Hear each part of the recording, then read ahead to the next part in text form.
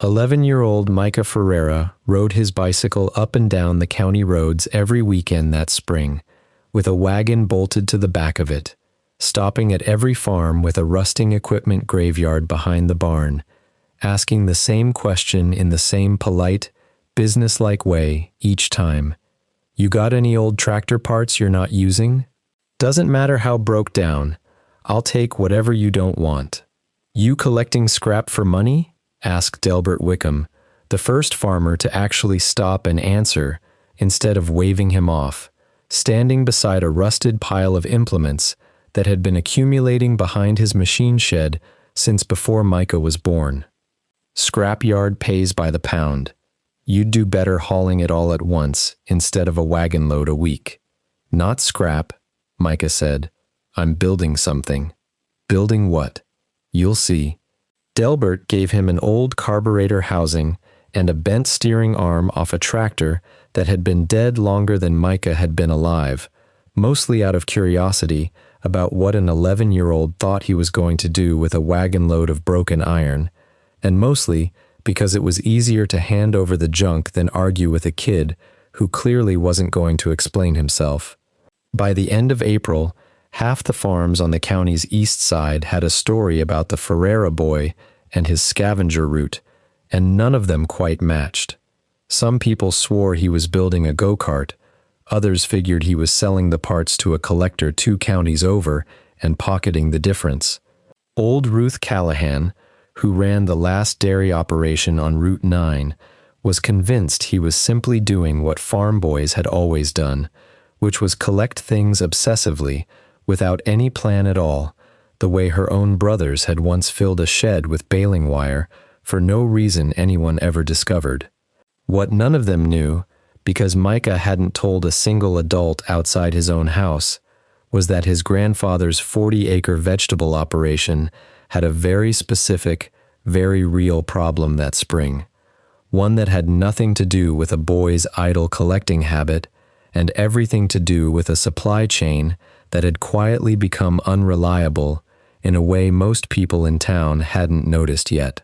His grandfather, Antonio Ferreira, ran the farm's entire cultivating operation off a single tractor built in the early 1960s, a machine that had outlived 3 of the newer tractors Antonio had bought and eventually sold off over the decades, mostly because the old one was simple enough for Antonio to repair himself and cheap enough to keep running that replacing it never made financial sense.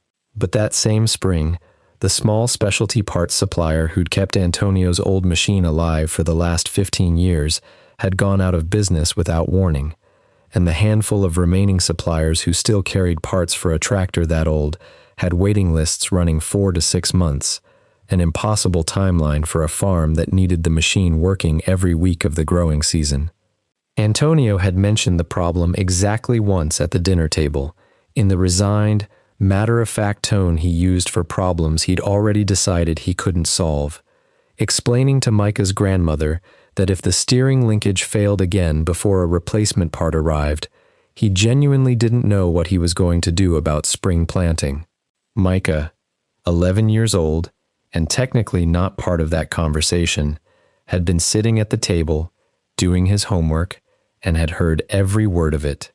He'd spent the following 2 weeks in his grandfather's workshop after school, going through every manual Antonio owned for that model of tractor, and what he found, buried in a section about parts interchangeability that Antonio himself had apparently never read closely, was that several critical components on that particular tractor model, including the exact steering linkage his grandfather was worried about, had been used, with only minor modification, across a whole family of similar tractors built by 3 different manufacturers throughout the 1950s and 60s, all of which shared enough design lineage from a common wartime-era engineering source that their scrapped, rusted, decades-old parts were far more interchangeable than most people, including apparently his own grandfather, realized. Which meant that instead of waiting 4 to 6 months for a single specific factory part that no longer existed in any active supply chain, Micah could go looking for the much larger universe of similar, compatible parts sitting rusted and forgotten behind dozens of farms across the county, the leftover carcasses of old tractors that had been quietly retired and left to rust once their owners upgraded to something newer. He didn't tell his grandfather any of this, partly because he wasn't fully certain his own research was correct, and partly because some private, stubborn 11-year-old part of him wanted to actually have the part in hand and working before he risked being wrong in front of an adult. By early May, after 6 weekends of riding the county roads and knocking on gates, Micah had accumulated a genuinely impressive pile of scavenged iron in the corner of his grandfather's workshop. 3 different steering linkage assemblies from 3 different farms, 2 carburetor housings, a spare hydraulic cylinder, and a small mountain of smaller components he'd collected on instinct without being entirely sure yet whether he'd need them. Antonio finally noticed the pile properly on a Saturday afternoon in mid-May, the same week his own tractor's steering linkage had begun making the grinding, catching sound he'd been dreading for a month. "What is all this?" Antonio said, not really a question, standing over a pile of rusted iron his own grandson had apparently been quietly assembling under his roof for 6 straight weeks. "Parts for your tractor," Micah said. "I read the manual. They're not exact, but they're close enough. I think one of these steering linkages will work if we clean it up and modify the mounting bracket a little." Antonio, who had spent 40 years fixing his own equipment and considered himself a reasonably competent judge of what would and wouldn't work on that old machine, was skeptical in the specific, weary way of a man who didn't want to discourage his grandson, but also didn't want to spend a Saturday chasing a theory built out of library research and county road scavenging. He humored him anyway, mostly because the alternative was doing nothing while his tractor's steering got worse by the week, and the two of them spent that entire Saturday afternoon in the workshop cleaning rust off a steering linkage that had come off a different manufacturer's tractor entirely, testing the fit against Antonio's machine, filing down a mounting point that didn't quite match, and eventually, close to dusk, bolting a heavily modified but genuinely functional steering linkage into place on a tractor that had been one bad grinding noise away from stopping his entire spring planting schedule.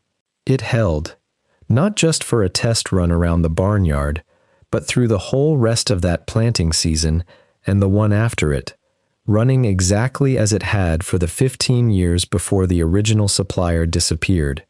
Word moved through the county the way it always did, from a boy with a strange scavenging hobby to a genuinely useful piece of knowledge that 6 other farmers running similarly old equipment suddenly wanted to understand for themselves.